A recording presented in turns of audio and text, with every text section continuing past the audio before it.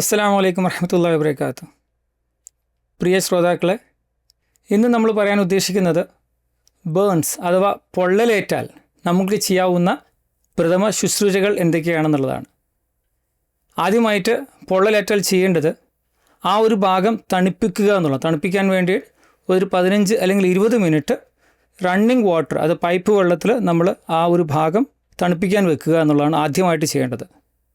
രണ്ടാമതായിട്ട് ആ ശരീരത്തിൽ ഇരിക്കുന്ന വസ്തുക്കൾ ചില സമയങ്ങളിൽ പൊള്ളലേറ്റ് കഴിഞ്ഞാൽ നമ്മുടെ കയ്യിൽ ചില മോതിരങ്ങളോ വളയോ അങ്ങനെ എന്തെങ്കിലും ഉണ്ടെങ്കിൽ അത് ഉടനെ മാറ്റാൻ ശ്രമിക്കുക. കാരണം വൈകുന്തോറും അതിനകത്ത് നീർക്കെട്ട് വരാനും അങ്ങോട്ടുള്ള ബ്ലഡ് സർക്കുലേഷൻ കുറയാനും സാധ്യതയുണ്ട്. പക്ഷേ പ്രത്യേകമായിട്ട് ശ്രദ്ധിക്കണം, ഒട്ടിയിരിക്കുന്ന തൊലിയുമായി ചേർന്നിരിക്കുന്ന വസ്ത്രങ്ങൾ, കത്തിയിരിക്കുന്ന വസ്ത്രങ്ങളാണെങ്കിൽ അത് വലിച്ചു കയറാൻ ശ്രമിക്കരുത്. മൂന്നാമതായിട്ട് ഒരു മിത്തുണ്ട്. നമ്മൾ പൊള്ളലേറ്റാൽ ഉപയോഗിക്കുന്ന പേസ്റ്റ്, അതുപോലെ തേന്, ക്രീം, ഇത്തരം വസ്തുക്കളൊന്നും ഒരിക്കലും നമ്മൾ പൊള്ളലേറ്റ ഭാഗത്ത് ഉപയോഗിക്കരുത്. കാരണം അത് ഗുണത്തെക്കാളേറെ ദോഷം ചെയ്യുന്നതാണ്. നമ്മുടെ ടെമ്പറേച്ചർ അത് സ്കിന്നിൽ നിന്ന് പുറത്തേക്ക് പോകാതെ അത് അവിടെ തടഞ്ഞു നിർത്തുകയാണ് ചെയ്യുന്നത്.